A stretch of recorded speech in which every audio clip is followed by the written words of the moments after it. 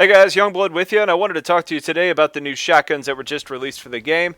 Each faction received their very own pump-action shotgun, with the TR receiving the TRS-12 Uppercut, NC got the GD-66 Claw, and the VS got the Phobos VX-86. Now, I wanted to kind of talk about how these differ from, let's just say, the Piston, because that was my go-to shotgun before this. Now, all the shotguns in the game prior to this point had shells that fired 6 pellets, each one of those pellets doing 143 damage. The main difference here is these shells contain 10 pellets, and each one still does 143 damage, so each shot can potentially do significantly more damage than what we've seen before. Now, that's balanced out in a couple different ways. The most notable one with this being a pump-action shotgun is you're going to have a much lower rate of fire. On the new shotguns that we just got today, we're looking at a rate of fire of 120 RPM. For the Piston, we've got a 300 RPM. So it's a big difference. It's less than half. But when you talk about what you make up for in the firepower, it's probably a pretty fair trade-off. The other things to keep in mind, you start with 5 rounds in the clip, and your ammo capacity is 25. The Piston, for example, is 6 and 30. So you're actually going to make these rounds last a little bit longer when we're talking about rate of fire, but, it is balanced out a little bit as far as just limiting the amount of damage you can send down range. The main benefit to this, with it being a pump-action shotgun, is you're going to see less recoil. It's actually going to be about 33% less. Now, none of the shotguns have a ton of recoil, especially if you burst fire instead of holding down the trigger on the fully automatic ones. That being said, it is going to be a noticeable difference that I think you're going to appreciate. Now, how should you actually be using these shotguns? Just like before, it's pretty much going to be, it really benefits the light assault category because you can get up on roofs and put yourself into good situations. Also, since these are good at hip firing, it's easier to use while you're floating in the air. The other class that I think would benefit from this really well would probably be the combat medic, where you're up close in front of enemy lines. You're trying to keep people alive. Chances are you're going to be in close quarters battle with people. So I think that would be a class that would benefit from this as well.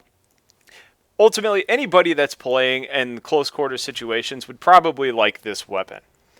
Now, kidding this out, I haven't put a lot of certs into this yet, mainly just because it's new and I'm not sure how much I'm actually going to be using it. And you guys know I mainly fly, so that's where most of my certs actually go. But on my NC character, I did pick up the extended mags, or the laser, I'm sorry, and I'm planning on picking up the extended mags as well. It's pump action. It's got a slower rate of fire. However, you feel like you go through the ammunition on this pretty fast, especially when you're in situations like you see here where there's guys all over the place. Having those 2 extra rounds would be huge and something that I would definitely encourage. The other thing that I put on my NC character, which you'll see in a second, is a reflex sight. I like the reflex sight on all of my weapons. Now, granted, I'm going to mostly be doing hip firing with these shotguns, but when you need to make that longer fire to actually tighten up that cone of fire, having the sight on there is helpful, at least for me, so it's something to consider as well. One of the things that's different about these pump-action shotguns is you reload shell by shell. What that means is if you only have 1 or 2 rounds out of your magazine, you reload pretty quickly, which is great. However, if you run this thing dry, it takes a day and a half to get the thing reloaded, and it's going to put you in some bad situations. So when you're using or trying out these shotguns, definitely make a plan to reload whenever you possibly can. Now, if there's guys around, you obviously may not have that option available, but it's something you need to keep in mind when using these. Now, with the VS, it's obviously a little bit different since you guys use batteries. That being said, the reload time is still lower, even though the reload animation is the same if you haven't run it dry. So keep that in mind. All right, let's just wrap this up with a should you buy this weapon? Well, if you have another shotgun that you like, this isn't a huge improvement.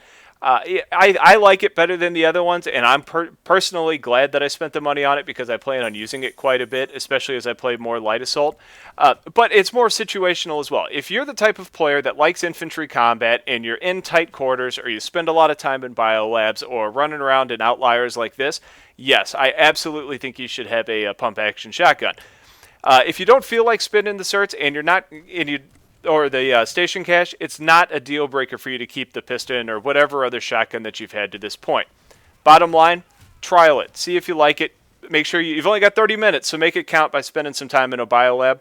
If you have any questions about it, I'll be happy to answer, so leave it in the comments, and I will talk to you guys later. Take care.